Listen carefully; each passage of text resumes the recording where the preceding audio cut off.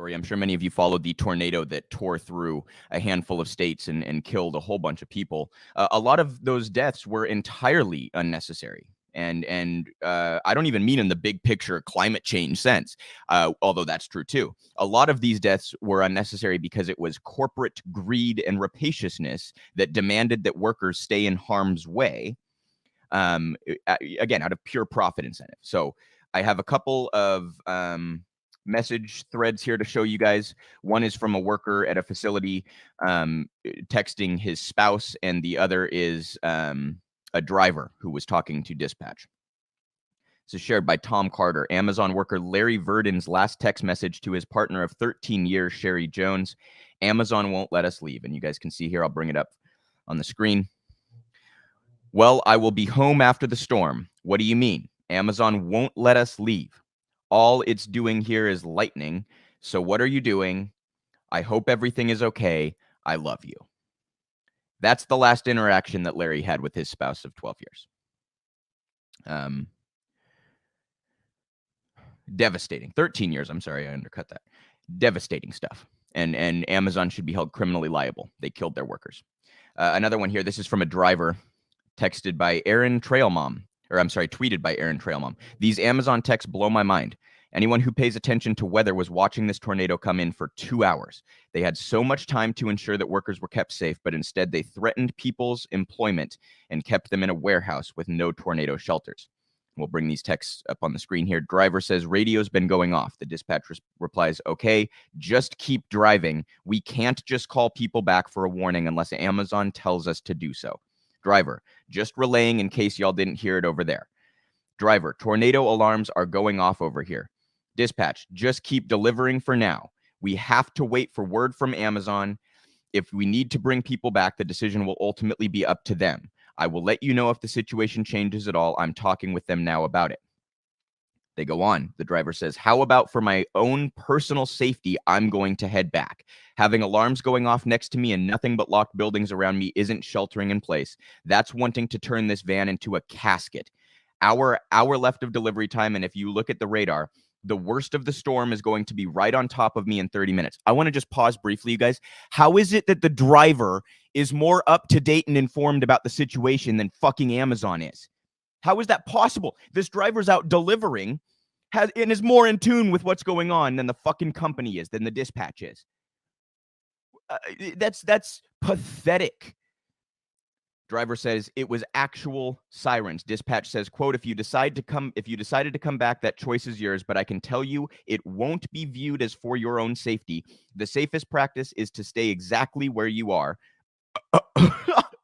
What? If you decide to return with your packages, it will be viewed as you refusing your route, which will ultimately end with you not having a job come tomorrow morning. The sirens are just a warning. I'm sorry, what are the sirens warning of, dispatch? What's the point of the sirens if they're meaningless? What an outrageous interaction.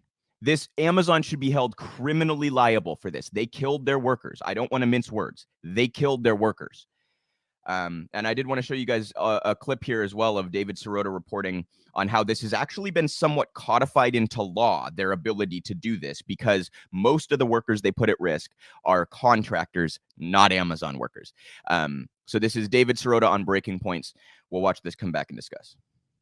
For our weekly partnership segment with the Daily Poster is the founder of the Daily Poster himself, the one and only David Sirota. Great to see you, David. Good to see you. Thanks for having me. Mm-hmm. So we've been tracking on the show here damage from those deadly tornadoes, the fact that some of the worst damages were sustained at people's workplaces, a candle factory in Mayfield, Kentucky, where workers were not allowed to leave hours before when they wanted to, and also at an Amazon distribution center in Illinois, where we have looked at the final text of a driver there who wanted to leave. Amazon wouldn't let him go, and ultimately it cost him his life. Talk to us about what you uncovered here in terms of Amazon, lobbyists, and the rights that workers have in their workplaces. So in Illinois, in the months before this disaster, there's legislation in the Democratic-controlled legislature to change Illinois' laws to say that an employer has to have a just cause in order to terminate a worker.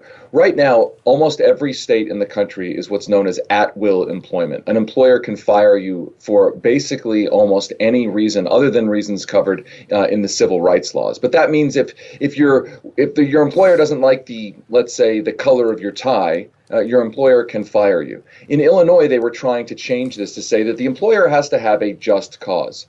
Now, how does that connect to the situation in a disaster like we saw in Illinois? Well, if a worker tries to leave their workplace, they can be threatened with firing. Under the current at-will employment laws. So, in other words, Amazon is empowered to fire its workers if they walk off the job under at-will laws.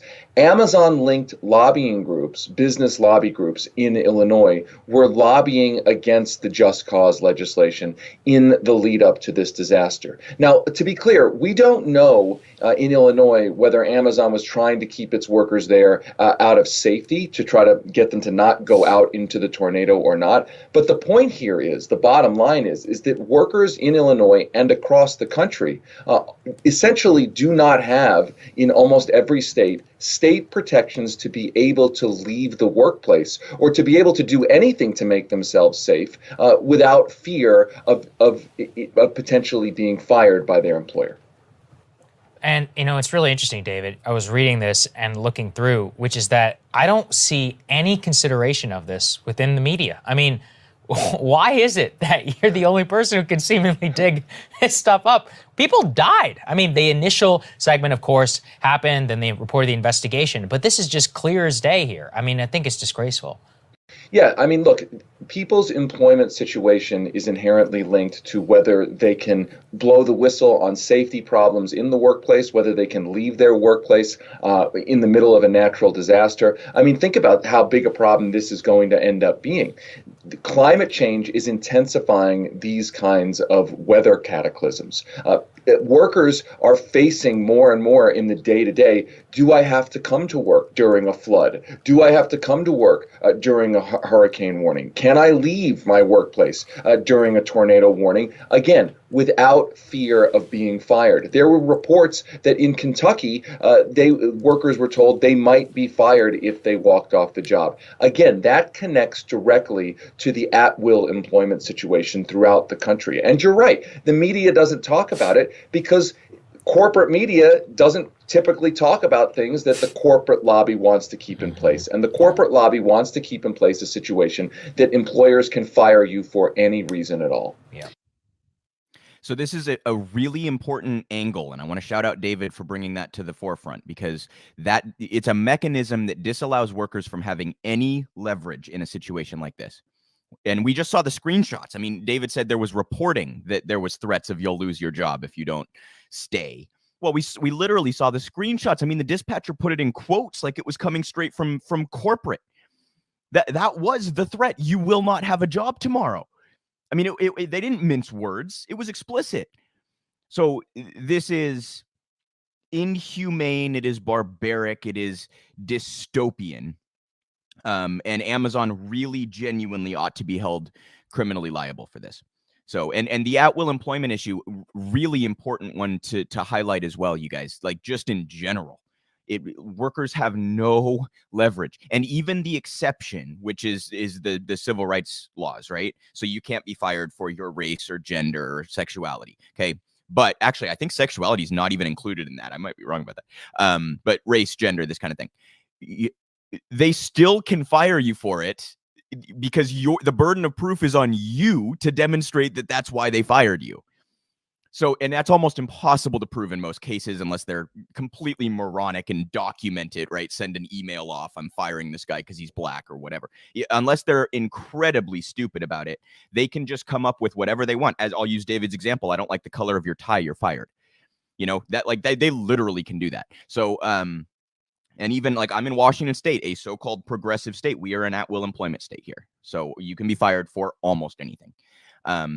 And that needs to change. And I also just want to point out, I don't understand why this is not getting more attention, you guys. I haven't even seen a whole lot of talk about this on lefty social media. And David, as Saagar kind of pointed out there, like David seems to be the only reporter that is taking this up and trying to bring it to light. So we will see what happens going forward, but it seems like every single week I have another story about how Amazon is abusing, mistreating, exploiting their workers out of pure greed and rapaciousness. And you know, that's hardly surprising, but always worth discussing. This is an outrage, an absolute outrage. The constant unnecessary death and suffering that we allow these corporations to inflict upon people is just outrageous.